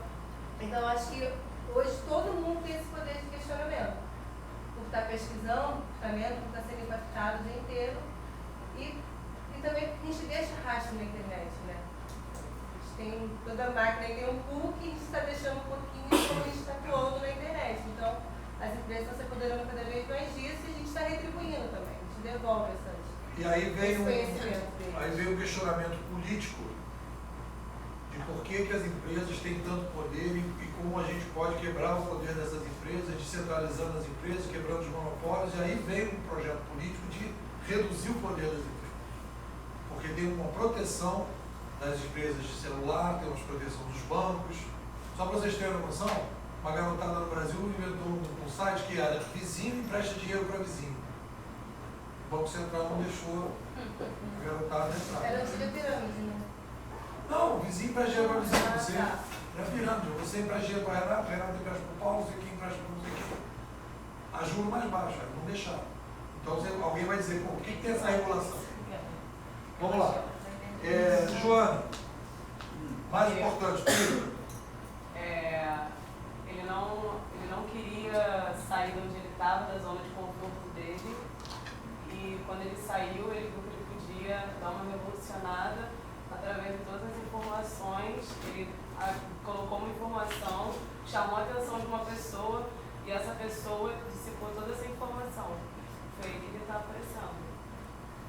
Maravilha, Amanda. Então tá? Muito bem. Opa. Acho que era totalmente digital. Samara. Oi. Oi. Então, eu levei mais pro lado da percepção, que eu acho que é porque eu fiz o resumo ontem, ficou na minha cabeça. Tipo, a partir de outras informações, aliás, a mesma informação que todo mundo tinha acesso, só que tendo um estudo melhor e mais amplo, ele conseguiu melhorar a percepção dele e colocar isso em jogo, para tentar mudar a realidade da galera. Essa coisa da percepção, não sei se vocês lembram de uma cena que ele está na igreja. Eu vi bem, ele falou assim, eu via Deus através de um véu. E eu vi um Deus que era um Deus, ele tem uma expressão, ele diz assim, um Deus punitivo. E eu quero um Deus piedoso. A igreja faz um Deus punitivo para ganhar dinheiro em cima das pessoas. E se ele fizesse um Deus piedoso, e aí tem uma hora que ele fala assim, por que a igreja, o cara, para tirar o pai do inferno, ele tem que pagar? Como é que pode isso? Será que Deus é tão safado assim? E aí naquele momento ele dizia, eu via tudo através de um véu. O que ele está falando? Ele está trabalhando com a percepção dele. Vocês lembram dessa cena? Sim. Eu pensei que vocês iam comentar essa cena. Poxa, aquilo ali já valeu um ponto bom nessa aula. Laís. Fala. Então, eu gostei porque é uma pessoa que se questionou sobre alguma coisa que ele estava vivendo, justamente a percepção dele, e ele não se deixou abater, como você fala, quem pensa diferente vai ficar sozinho, vai ter amigos e tal. Ele não se deixou abater, e acabou que uma pessoa foi lá e divulgou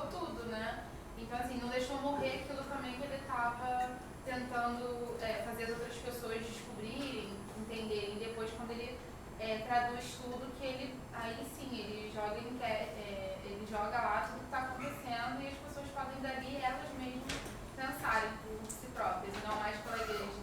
Quem que é o gerente de marketing do Luterano? Não sei. Aquele cara que pega... Não é aquele cara que pega o papelzinho dele e fala assim, pô, vou dar uma administrada na carreira desse cara? Assessor de imprensa. Era assessor de imprensa. É. E quem que era o gerente de marketing do Papa?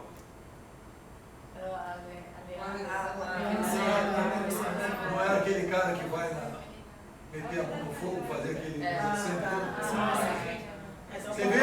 Você vê os dois gerentes de marketing diferentes, né? Um defendendo conceitos, ideias, revisões, o outro defendendo a grana, não sei o que, papai. Como é que estava contraditório as duas possibilidades?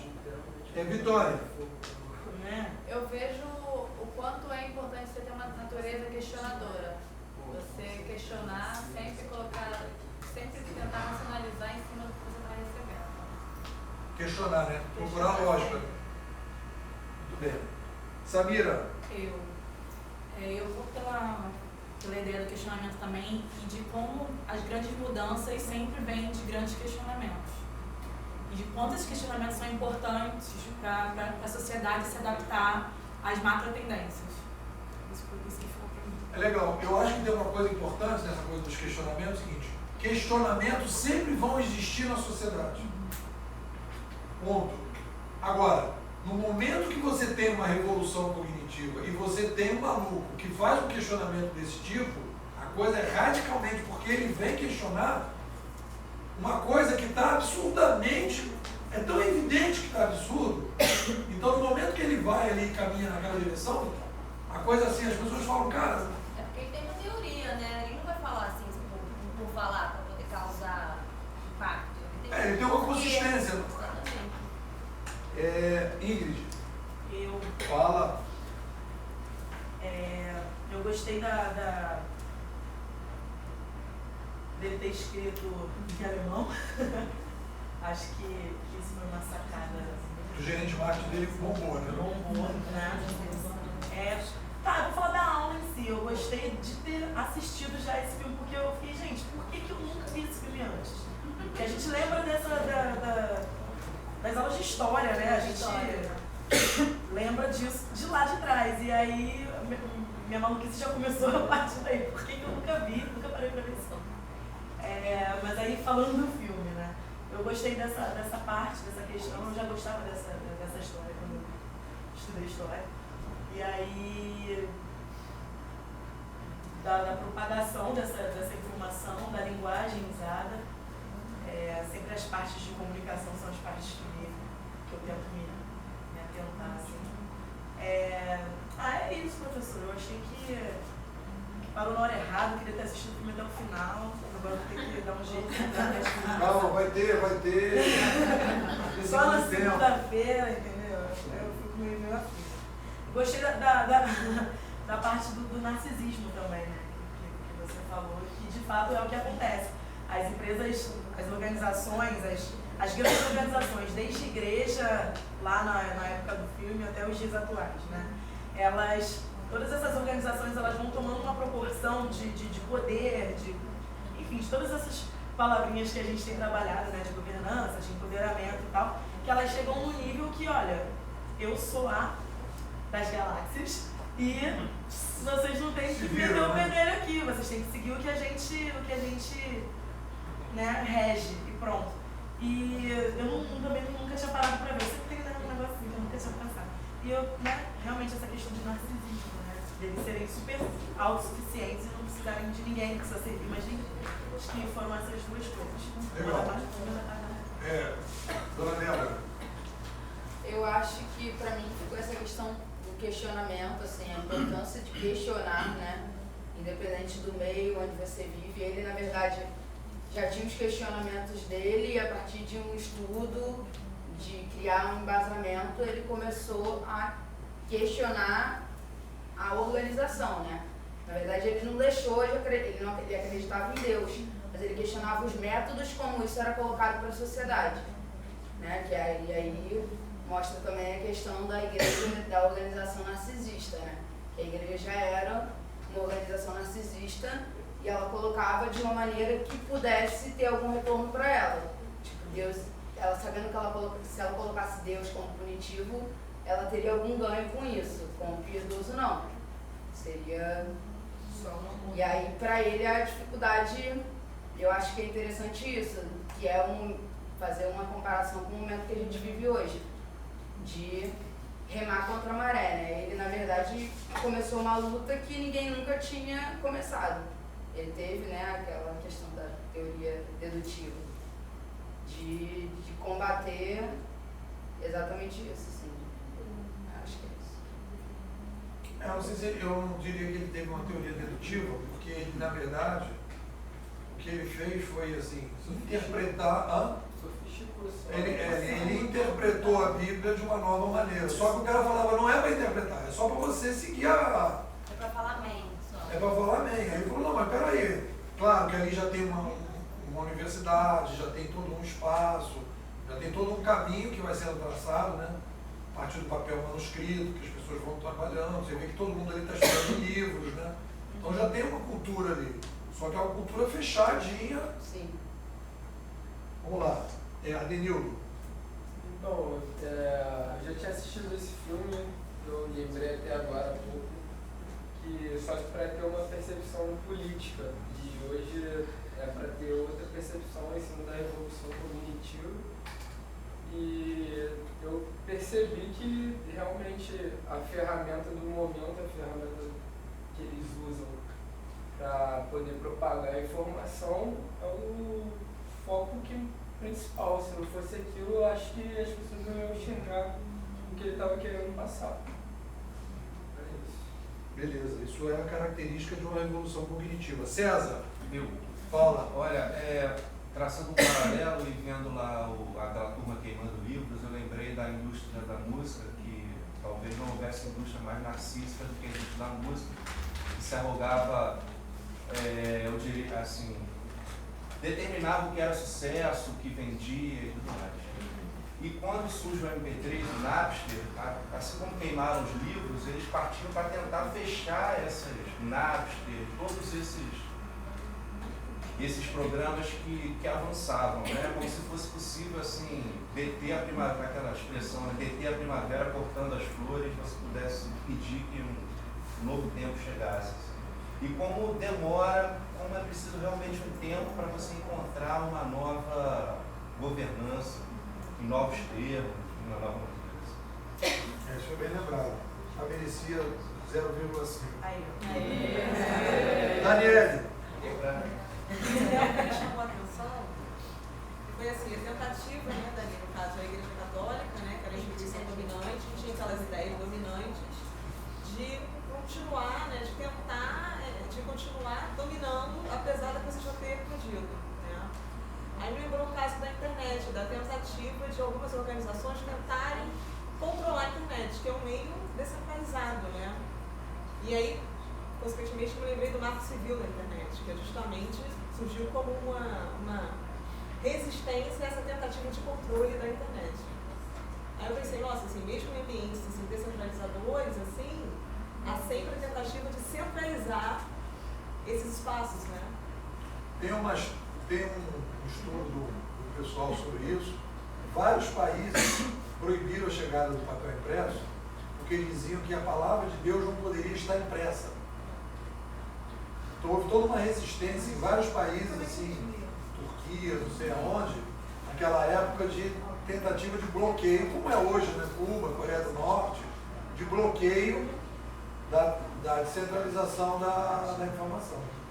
Mas isso aí já ia cair, não sei se pelo fato de Moisés descer lá de cima com mandamentos impressos. Não, mas tem isso. O que você está falando, tem isso. É o seguinte, quer dizer, a passagem toda da oralidade, nós já estamos entrando na revolução cognitiva escrita, e não da escrita impressa. Toda a revolução cognitiva da escrita, todas as religiões que nós temos, né, que começa a religião judaica, a base da religião judaica é exatamente a palavra escrita. Não sei se vocês já foram a alguma cerimônia judaica, tem assim, Torá, e aí vamos supor o garoto que vai fazer lá o Bar Mitzvah, que é ele caminha com a Torá e todo mundo passa a mão na Torá. O que é aquilo ali? É uma reverência à palavra escrita. Não tem a ver com isso, né? A revolução da escrita foi que permitiu o início das religiões, porque antigamente, antes disso era oral. Aí você colocou aquilo no papel e escreveu os 10 mandamentos que foram escritos, né? E aí você começa o processo. E é engraçado que o surgimento da escrita é exatamente 5.000, 6.000 anos, que é justamente o surgimento da religião judaica. Merece 0,5 também. Danilo. Então, para mim, da aula foi que a comunicação dá poder para a sociedade. Então, antes foi a escrita impressa, e hoje a internet. E que devemos sempre olhar a história, conseguir entender para ouvir. Maravilha. Hélio? Hélio o que também? O que? Não veio? Não veio.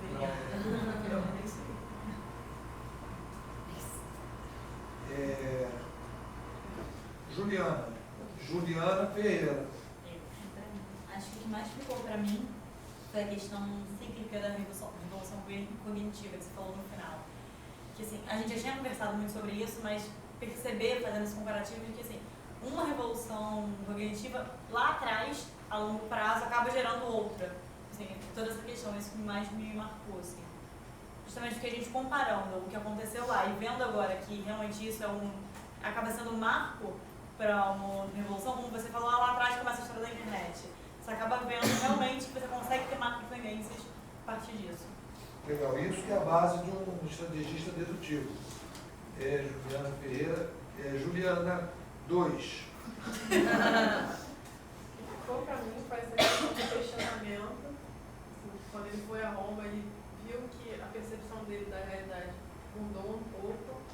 E a partir do momento que ele questionou, né, teve uma crise da governança e ele não se limitou em ser um mero apertador de botão e continuar propagando aquela informação que ele tinha. Ele teve embasamento para querer fazer de uma outra forma, diferente do que a igreja impunha, né, no caso. Ele, na hora que ele vai a Roma, ele trabalha com a coisa da decadência. Ele percebe que os valores, o que estava escrito, não batia com o que estava. Existia uma diferença entre o pensar e o agir. E ele já questionava isso antes mesmo de ver. Ali só foi só filosófico. Então tudo bem.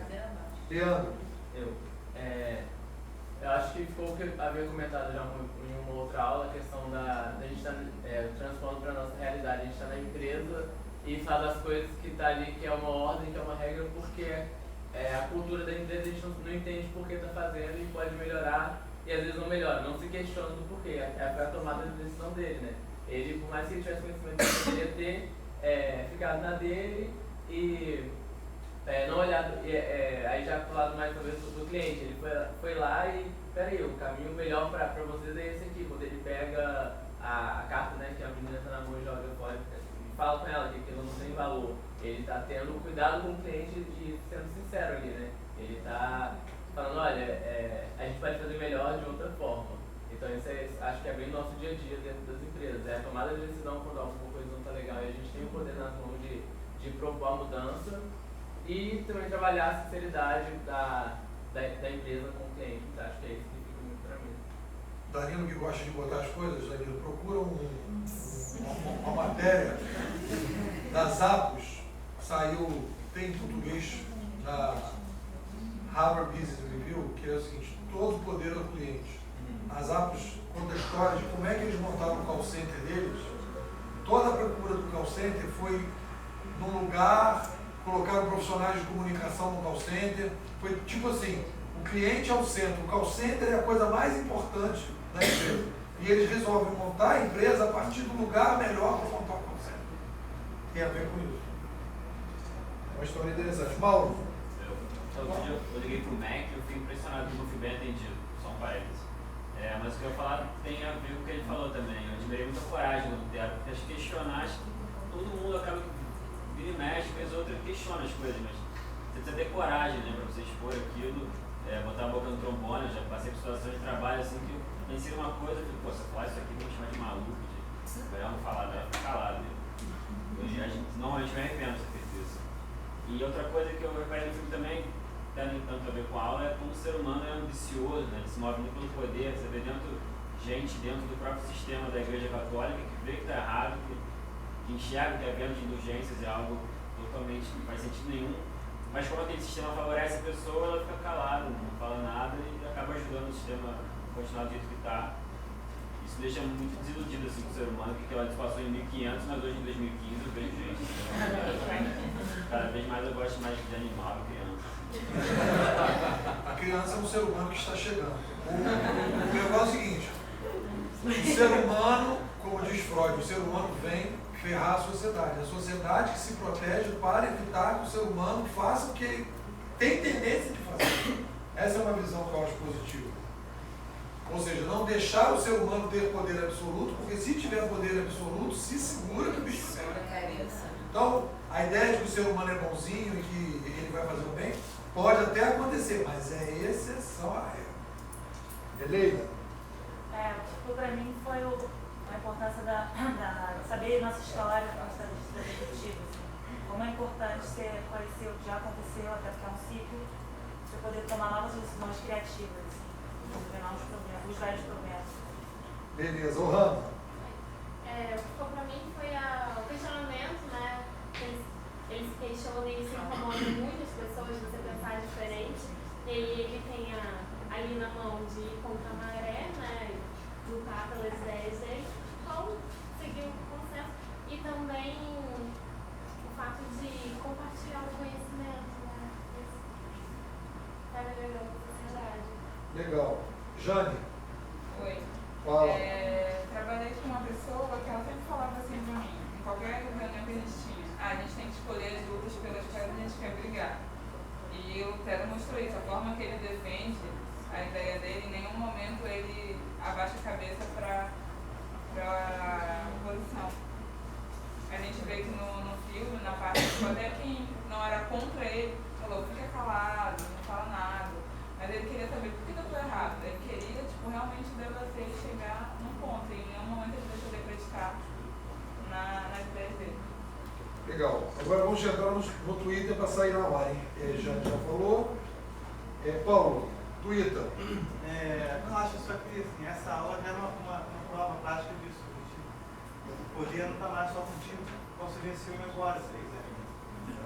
O ônibus e bota lá no 3G e vejo. Antigamente, daqui a uns 15 anos atrás, esse filme ia estar contigo e ia ter que esperar talvez segunda-feira. Então, assim, isso é uma prova de que essa revolução positiva me dá a opção de estragar a surpresa, ver o filme hoje, ou não, esperar até segunda-feira. O poder que eu ganhei com essa revolução. Isso aí, poder de opção. Roberta. O que ficou foi poder ver, de fato, assim, como é que esse ciclo funciona, né? E ver que a gente falava de tem que voltar na história para entender e pensar para frente. Então, a gente vê como era lá em 1500 e agora como é que tem tanta coisa similar e só me deixa até um pouco com medo do que vem por aí. Não fique com medo. Não fique com medo. Tudo bem. Tayara. Eu já meio que expus aqui a questão do mesmo, do poder que o público tem sobre empresas e ao mesmo tempo um contraponto que eu observo, por exemplo, na igreja ou até em organizações. O público não gostou, a católica, por exemplo, não, que é totalmente contra o aborto, você segue aquilo dali, você é seguidor de uma determinada organização, das regras dela, mas você ao mesmo tempo é contra, vai lá na internet, vai falar contra e você continua seguindo aquilo dali. E, ao mesmo tempo, o contraponto são aquilo que tem na Bíblia, que os fiéis seguem. Hoje o cidadão tem a oportunidade de ler a Bíblia, de ver aquilo que tem, mas a organização ela tem poder sobre o pensamento dela. Né? Então, pensei nessa questão de ícones, de indulgências. Eu vi ali até um WhatsAppzinho para o meu pai, para ele mostrar para uma outra pessoa. É um filme que eu já tinha visto, mas que me chamou atenção agora para essa questão da comunicação. Beleza. Então tá, ela já falou. Agora, Viviane. Aqui. Fala. Agora é Twitter mesmo, hein? Twitter. Não, eu fiquei pensando na questão da reprodução da informação, de facilitar esse acesso, né? Até que ponto você reproduzir a informação e dar o acesso gera de fato participação. E o Lutero, eu acho que vai conseguir gerar mais essa participação pela credibilidade dele e pela questão dos vários descontentamentos que estão rolando ali. Então, eu acredito que a sociedade já mostrou uma participação apoiando ele. Eu acredito que vai se encaminhar para isso, para essa participação coletiva que a gente tem hoje. Legal. Ione? Não? Não. Cláudia? Também não. O Marcelo, que eu não estou achando aqui, Marcelo, teu... Não, estou no Roberto. Você falou? É Roberto. Roberto, já falou? Não. Já ganhou meu ponto. Nem Sem falar que eu já Fala, Roberto. Rapidinho, né? Assim, ó, o nosso questionamento está bem forte, porque eu notei aqui que a questão da coragem é importante, cara, que é o Papa, mas tem que ter consistência nesse questionamento e conseguir aliados, porque sozinho a organização te quebra. Também a coisa do ciclo, dois grandes questionadores, que é Martin Lutero e Martin Luther King, né? Martin Luther King, isso é uma coincidência, e também foi um grande questionador na questão racial. Aí que eu digo, sim, e acho que o que interessa, no caso do Lutero, até o Pierre Lévy teve aqui no Rio, e ele falou também que o Lutero foi a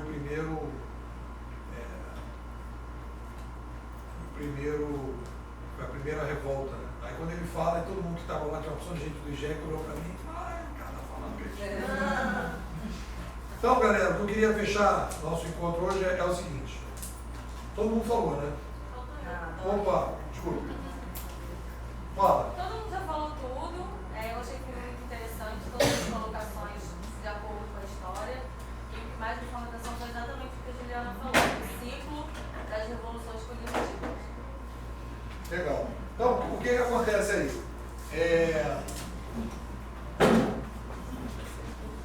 O que eu acho que fica desse ponto é o seguinte, o que eu quero passar no final? A gente vai ver a segunda parte segunda-feira. Mais importante se vocês quiserem fazer a diferença, na minha avaliação, na minha percepção, fazer a diferença como estrategistas, pessoas que vão fazer diferença no mercado, eu acho que vocês têm que se dedicar ao estudo histórico, entrar nessa escola de comunicação canadense, cair dentro dessa perspectiva. Eu estudo isso obsessivamente, com mais intensidade, há 10 anos que eu estudo tudo que aconteceu, o que não aconteceu, vou lá nos filósofos, vejo isso, volto, discuto e volto e venho, cada vez que eu vou aprendendo. Vi esse filme hoje de manhã e vi agora de novo e vi coisas diferentes. Quer dizer, então, é uma coisa assim, de você realmente estar ligado, estar com vontade de avançar e melhorar. Porque não adianta, como muita gente está no mercado aí, de orelha. Não, acho que vai dar isso, vai dar aquilo, meu irmão, baseado em que você está falando isso? Baseado em quê? O que você entende que é a revolução cognitiva? Para onde nós estamos indo? Aí as pessoas não têm noção que as organizações vão mudar, etc. Posso estar, tudo que eu apresentei aqui pode estar completamente equivocado, mas eu acho que o risco de estar equivocado, olhando para o passado, é menor do que um cara que está aí de orelha dizendo, não, isso aqui, eu acho que eu percebo isso, fiz uma pesquisa aqui, isso não vai adiantar. Essa é a minha avaliação. Salva de palmas para o nosso show. Segunda-feira tem parte 2.